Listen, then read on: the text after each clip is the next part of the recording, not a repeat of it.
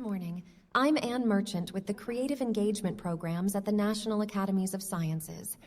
It is my distinct pleasure to introduce Eric Mead, perhaps the greatest sleight of hand artist in the world today. We are so honored to have him on our stage this morning that we have been meeting in secret and hatching a plan to create a special Nobel Prize for Magic to honor his many accomplishments. Knowing how modest he is, we were certain he would decline such an award had he heard about it in advance, regardless of how much he clearly deserves it. I am certain you'll all agree after his presentation today that such an award is not only warranted but long overdue. With that totally inadequate but truthful and sincere introduction, please join me in welcoming Eric Mead.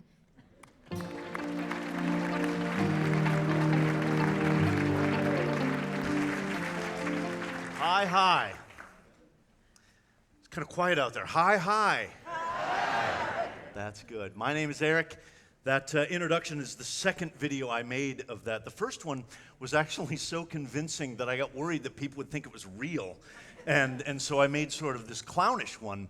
And I want to talk a little bit about the tools that make that possible and how misinformation is absorbed in the brain and how we, as people, can be fooled.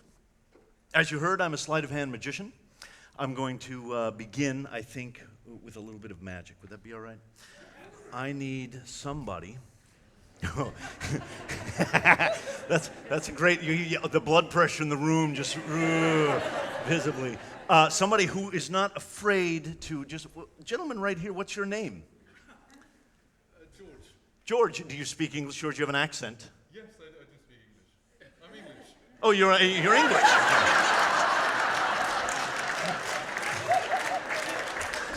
So in truth, it's actually me who does not speak English. I speak American. Would you mind, everybody, get a little round of applause and let George make his way up to the stage here. George, how are you? Very well, thank you. Thank you very much. English, okay, great. From England? Yeah, from England. Okay. Would you stand just on the other side of this table? Of course. And this is George, everybody. Yeah. It is a very brave act to be sitting out there thinking that you're just going to enjoy yourself and then suddenly be thrust into the spotlight. You have a reserved seat. Are you someone that I should know who you are? No, just here to help. Just here to help. But you haven't met me before. No, sadly not. Seem pretty happy about that. Okay, so here's what we're going to do. Do you know what that is? Cup? It is, in fact, a cup. Notice how he's tentative already. He's on guard. That's a good thing. It is a cup. You step inside, walk around, make sure there's no trapdoors or escaping gas or anything funny going on there. And then, I give the audience a quick peek. And then this. Do you know what this is, George? A ball. One of many possible correct answers. This is, in fact, a ball. This one is a cat toy. It's a little wooden ball. You can feel it, and it's got like a sweater crocheted around the outside. But I don't own cats, but I was told that you soak this in catnip, and then you give it to your cat, and they chew on it, and they get a little, like a kitty buzz off the deal. So here's what's going to happen.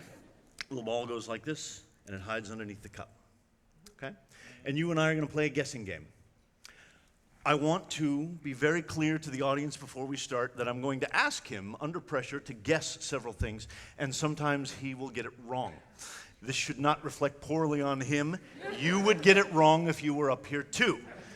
I'm a magician, I've done this a lot, and I cheat. So a little ball is hidden underneath the cup. And normally this would be done with 3 of these, and I would scramble them all around like this, and then you would be asked to guess which cup. Right? This is the simplified version. There's only one cup. It's not quite that simple. What's going to happen is this. I'm going to take the ball and I'm going to hide it in my pocket. Sometimes I'm going to leave it underneath the little cup. And your job is to guess whether it's in the cup or whether it's in my pocket. It's a 50-50 proposition. We're not playing for money because, again, I cheat. Sound good? I think so, yes. You think so? How certain are you where it is right now? 80%. 80%. Where would you say it is? I'd like to think think it's in your pocket. Yes, let's start at the beginning. There we go. Little ball, little cup. All right, let's involve some other senses, George. You hear that rattling around? Yes. Yes. I'm going to hold it where you can't quite see. Reach down in there and scoop it out. Yes, okay. And there's nothing else hiding down there? No. Drop it back inside. How certain are you where it is right now? 100%. It is, in fact, in there. Okay, but it gets harder as we go. Where is it right now? Do you have a guess? In the cup. In the cup. Oh, so close, so close. It's not going well, is it? No, you're doing great. You're doing exactly what anyone else would do. I know, right? Let me show you something about this game. Because of the special circumstance that we find ourselves in, and we're going to talk openly about misinformation and how we process information, let me show you one aspect of this. When I take the little ball like this and I put it in my pocket, it never actually goes in my pocket. Yes, let's see that again. Right, like this, in my pocket, and it's still right here. So when I do this, hey, you can do cool variations like this one, in one ear, out the other. Ooh. The sound crew just went insane on that. Sorry, I just whacked right on the microphone. I apologize, gentlemen. Or this is my 10-year-old daughter's favorite. Yes. Oh, come on.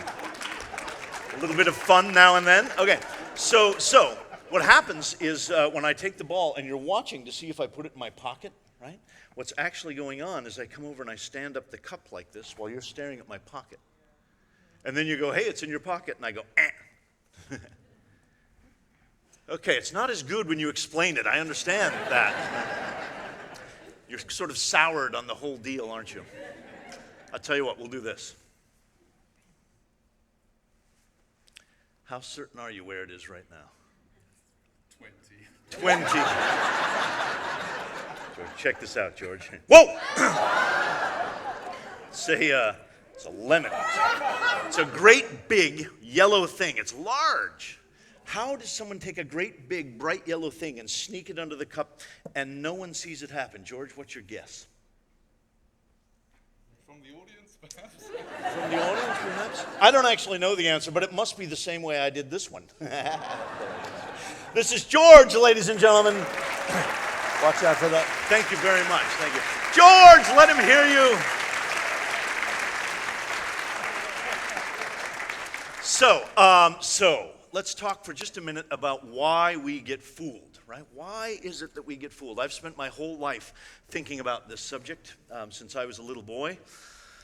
You could call this talk, I guess, Defense Against the Dark Arts. If you know your Harry Potter, that was a course taught at Hogwarts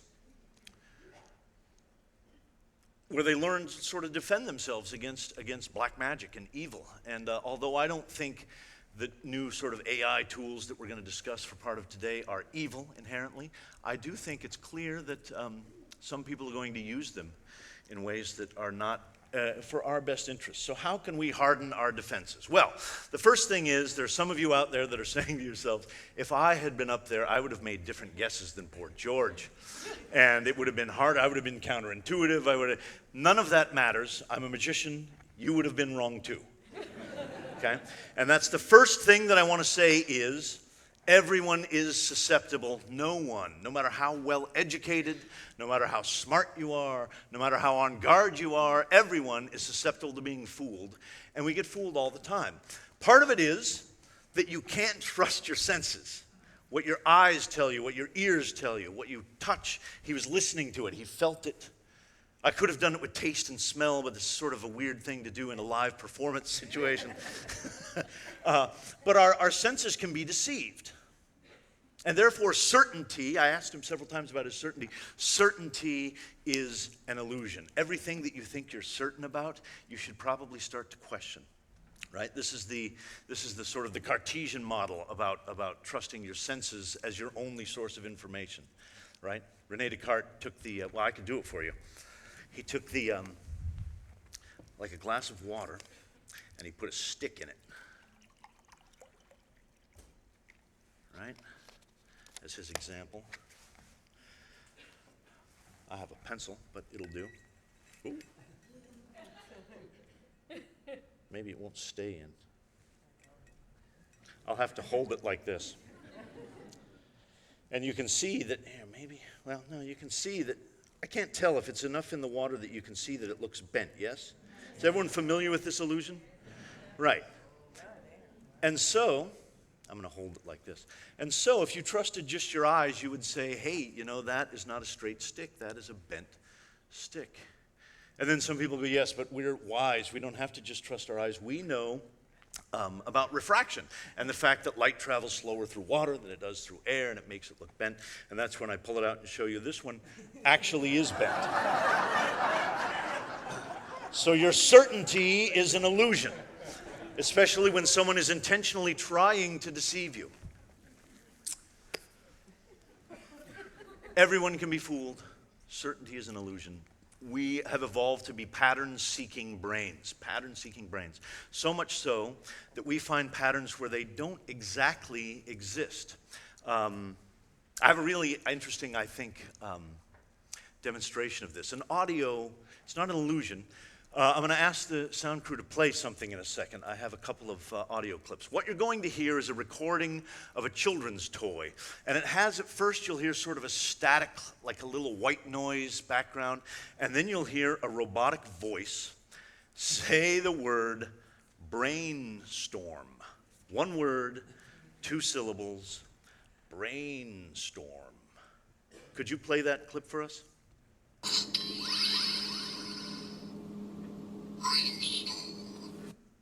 And again, I don't know if you can hear it. It's sort of a whispered robotic voice, and it says, brainstorm.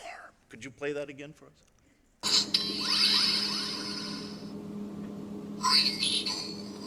Can you hear it? Yes. Okay. I had an audio engineer strip the voice out of that and replace it with the same voice, except instead of saying 1 word, 2 syllables, I had him replace a 2 words, 3 syllables. So we're going to hear the same background noise and the same voice, except instead of brainstorm, you're going to hear the voice say, green needle. Green needle. Okay, would you play the second clip for us?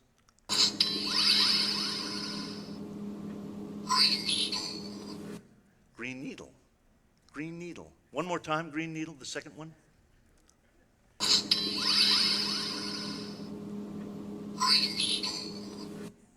Can you hear it?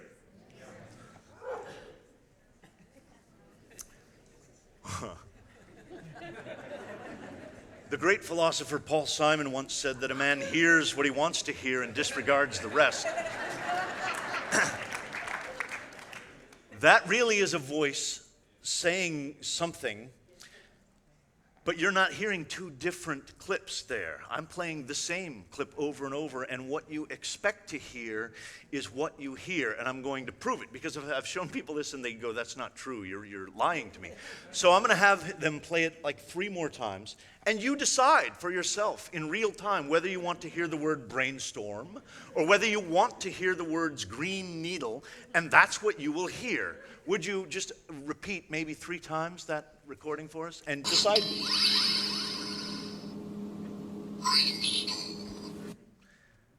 And now switch if you'd like, or stay and again.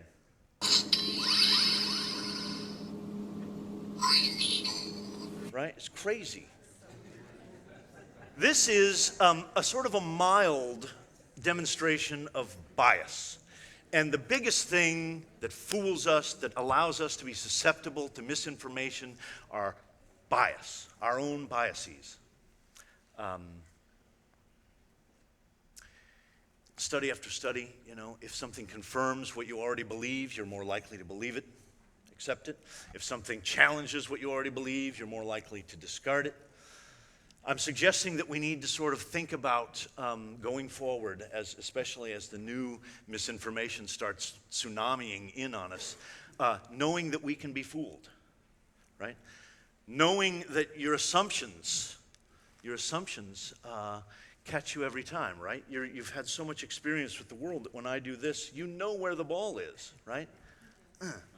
You assume that because you've watched people transfer something from one hand to the other 1,000 times, you assume that that's what's happening when it's not what's happening. This is why adults are so easy to fool, especially really smart scientists, the best. Oh.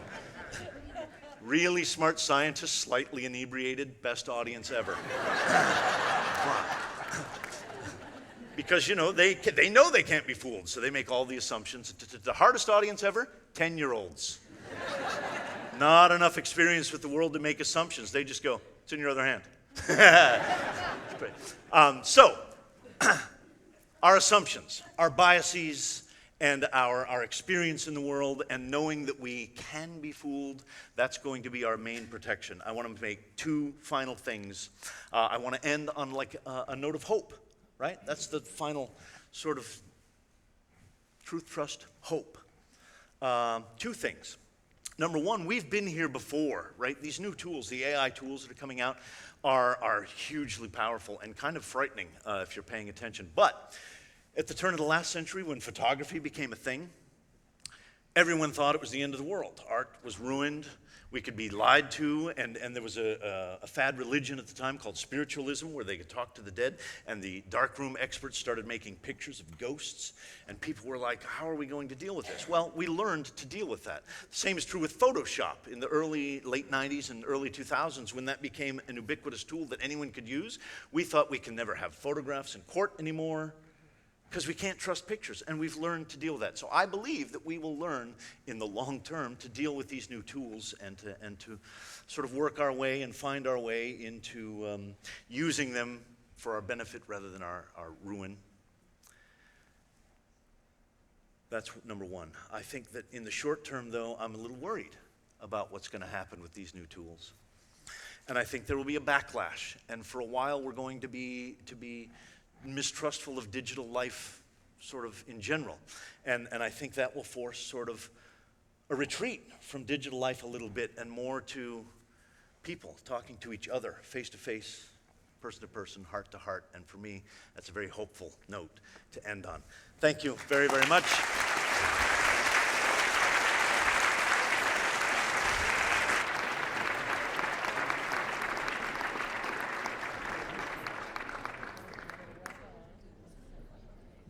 Wow. Thank you, Eric. Whoa.